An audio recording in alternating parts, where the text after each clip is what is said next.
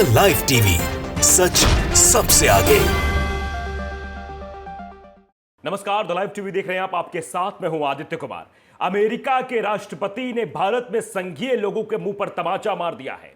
उन लोगों के मुंह पर तमाचा मारा है जो लोग हमेशा मुसलमान को प्रताड़ित करने के बारे में सोचते रहते हैं, विकल्प ढूंढते रहते हैं कि कैसे मुसलमानों को प्रताड़ना दी जाए। कभी उनके मस्जिद पर जाकर भगवा झंडा फहरा देते हैं, तो कभी रास्ते में जय श्री राम का नारा लगवाते हैं, तो कभी मजार तोड़ देते हैं, तो कभी अजान के वक्त हो हल्ला करने लगते हैं।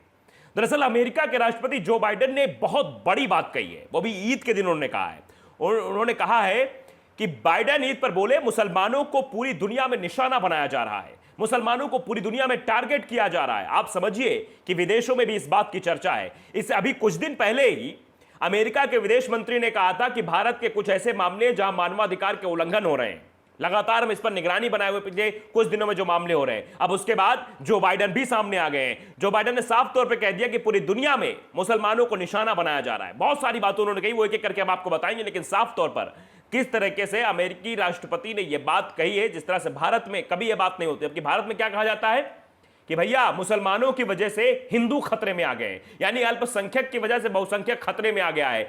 ये जो नफरती चिंटू हैं, ये हमेशा यही बात करते रहते हैं। और देखिए अमेरिकी राष्ट्रपति क्या कह रहे हैं कि पूरी दुनिया में मुसलमानों के लिए चिंता का समय है, मुश्किल का समय है, और उनको निशाना बनाया जा रहा है। देखिए बीबीसी ने भी ये आर्टिकल लिखा है कि अमेरिकी राष्ट्रपति जो बाइडेन ने व्हाइट हाउस में सोमवार को ईद मनाई। उन्होंने एक बार फिर से व्हाइट हाउस में ईद मनाने की परंपरा की शुरुआत की है। इससे पहले उनके पूर्ववर्ती ने इस परंपरा को तोड़ दिया था। अरब दुनिया में ईद सोमवार को थी, लेकिन दक्षिण एशिया में देशों में ईद मंगलवार को मनाई जा रही है। ईद के मौके पर व्हाइट हाउस में आए सैकड़ों लोगों को संबोधित करते हुए अमेरिकी राष्ट्रपति ने क्या कुछ कहा, वो हम आपको बता रहे हैं। दरअसल उन्होंने कहा कि आज दुनिया भर में मैं देख रहा हूं कि बड़ी तादाद में मुसलमानों के खिलाफ हिंसा हो रही है। किसी को भी किसी की धार्मिक पहचान के आधार पर भेदभाव या अत्याचार नहीं करना चाहिए। यह सीधे तौर पर उन संगीत चिंटुओं को निशाना बनाया है अमेरिकी राष्ट्रपति ने, जो लगातार हिजाब को लेकर बवाल करते हैं, हलाल वर्सेस झटका करते हैं, अजान वर्सेस हनुमान चालीसा करते हैं, मुसलमानों को दुकान नहीं फलों की लगाने देते हैं, मुसलमानों को ऑटो चलाने से मना करते हैं। ये सारी चीजें करते हुए नजर आते हैं। उन्हीं लोगों के मुंह पर यह तमाचा मारने की बात कही जा रही है, सीधे तौर पर अमेरिकी राष्ट्रपति ने कही है। तो जिस तरह से भारत में धार्मिक आधार पर भेदभाव की स्थिति हो रही है, शायद उसी को टारगेट किया है अमेरिकी राष्ट्रपति ने। उसके बाद कहते हैं कि मुसलमान हमारे मुल्क को हर दिन मजबूत बना रहे हैं, लेकिन वे आज भी समाज में चुनौतियों और खतरों का सामना कर रहे हैं। उन्हें हिंसा का सामना करना पड़ रहा है और इस्लामोफोबिया के जरिए भी निशाना बनाया जा रहा है। तो साफ तौर पर यह बड़ी बात अमेरिकी राष्ट्रपति ने कही है।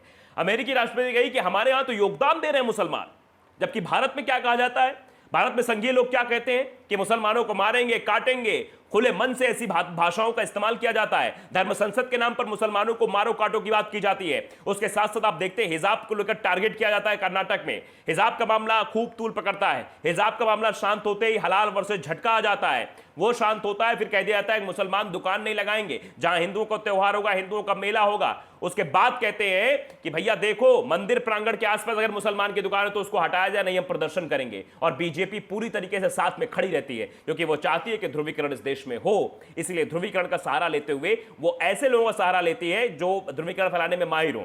बजरंग दल हो गए, आरएसएस हो गए, हिंदू जनजागृति मंच वाले हो गए।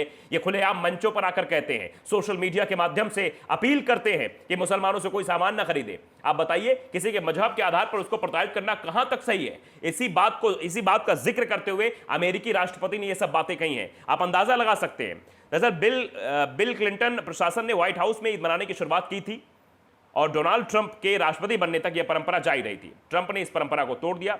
हालांकि वो बयान जारी कर बधाई देते थे, लेकिन वो परंपरा को खत्म कर दिया था। एक बार फिर से जो बाइडेन ने सोमवार को कहा कि उन्होंने हाल ही में फेडरल बेंच में पहली मुस्लिम महिला को नामांकित किया है।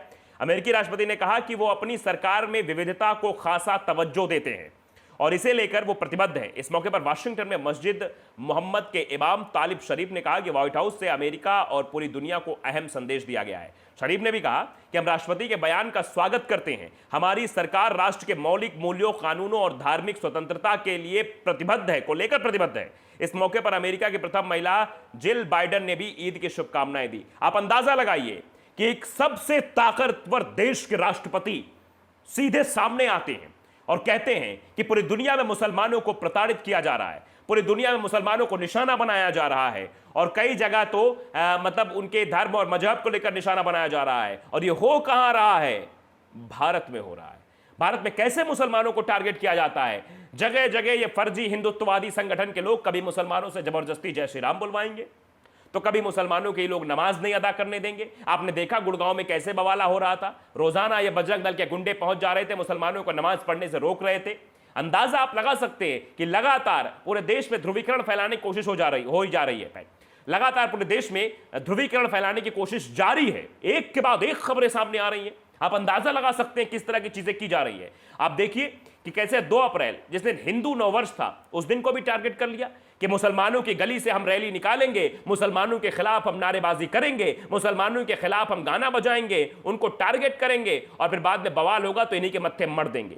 ये पूरी जो है एक जमात खड़ी की जा रही है। आप समझिए कि अल्पसंख्यक है, अल्पसंख्यकों को उकसाया जा रहा है, उसके बाद बहुसंख्यक हावी हो जा रहे हैं, फिर बहुसंख्यक एक तरफ हो जाएंगे, अल्पसंख्यक एक तरफ हो जाएंगे, बीच में दीवार खड़ी हो जाएगी जिसका फायदा कुछ राजनीतिक पार्टियां उठा लेंगी। यही हो रहा है देश में, इसीलिए तो ऐसी चीजें हो रही है। इसीलिए तो प्रधानमंत्री शायद इस मसले पर कुछ नहीं बोलते हैं, वो भी चुप्पी साध लेते हैं। इसीलिए जो पूर्व नौकरशाह हैं उन लोगों को प्रधानमंत्री को एक पत्र लिखना पड़ता है कि प्रधानमंत्री जी आपकी चुप्पी बहुत कुछ कहती है, आप चुप क्यों है इस मसले पर लेकर। लगातार सांप्रदायिक दंगे हो रहे हैं। 2 अप्रैल को राजस्थान में करौली में हो जाता है, उसके बाद 8 अप्रैल रामनवमी, कैसे मध्य प्रदेश का खरगोन जलने लगता है, उसके बाद हनुमान जयंती, दिल्ली में दंगे हो जाते हैं। ये सब चीजें क्यों हो रही हैं? क्यों जो है सिर्फ और सिर्फ त्योहारों को ही टारगेट किया जा रहा है? आप देखिए ईद का त्योहार था, राजस्थान के जोधपुर में क्या कुछ हुआ, कैसे वहां पर जो है पहले एक रात हंगामा किया गया, उसके बाद सोए आकर हनुमान चालीसा का पाठ करते हुए पत्थरबाजी कर दी गई। जो लोग ईद की नमाज पढ़ के वापस आ रहे थे उनके ऊपर,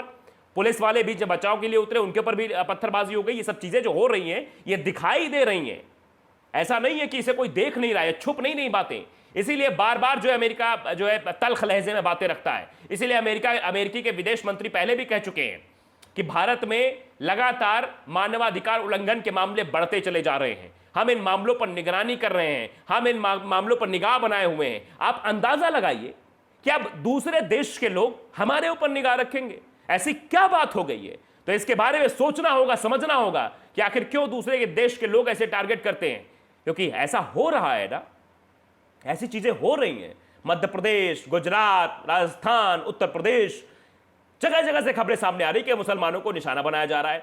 बिहार से जो तस्वीर रामनवमी के दिन निकल कर आई थी वो काफी भयावह तस्वीर लग रही थी। एक 18 से 19 साल का बच्चा मस्जिद के गुंबद पर चढ़ जाता है, पहले गेट के गुंबद पर चढ़ता है, फिर मेन मस्जिद के गुंबद पर चढ़ता है और वहां पर भगवा झंडा लगाने लगता है। आप अंदाजा लगा सकते हैं कि जिन बच्चों के हाथ में कलम होनी चाहिए, जिन बच्चों को अपना भविष्य बनाने के लिए चिंतित होना चाहिए, वो बच्चे इस तरह से भगवा झंडा लेकर मस्जिदों के बाहर अगर लटका रहे हैं, टांग रहे हैं, तो इससे उनका भविष्य कहां जा रहा है इस बात का अंदाजा भी आप बखूबी लगा सकते हैं। उनके जहन में इस तरह से जहर भर दिया गया है कि वो अपने भविष्य के बारे में चिंतित नहीं है, न ही अपने घर वालों के भविष्य के बारे में चिंतित है। उन्हें सिर्फ इस बारे में चिंता बताई जा रही है कि अगर मुसलमान बढ़ गए तो हमारी जो है दिक्कतें बढ़ जाएंगी। क्योंकि आप देख रहे हैं कि लगातार धर्म संसद के नाम पर किस तरह से कालीचरण जैसे लोग, यति नरसिंहारन जैसे लोग आतंक मचाने की बात करते हैं, संविधान, लोकतंत्र, सुप्रीम कोर्ट तक के बारे में अपशब्द का प्रयोग करते हैं, महात्मा गांधी के बारे में अपशब्दों का प्रयोग करते हैं। इससे आप अंदाजा लगा सकते हैं किस कदर से इन लोगों की मानसिकता हावी हो गई। शायद इसीलिए अमेरिका को भी कहना पड़ रहा है, अमेरिकी राष्ट्रपति को भी यह कहना पड़ रहा है कि देखिए कैसे पूरी दुनिया में मुसलमानों को निशाना बनाया जा रहा है। तो द लाइव टीवी अगर आपने सब्सक्राइब नहीं किया, सब्सक्राइब जरूर करिए, बेल आइकन दबाइए ताकि सच खबर आप तक पहुंचती रहे। नमस्कार। द लाइव टीवी, सच सबसे आगे।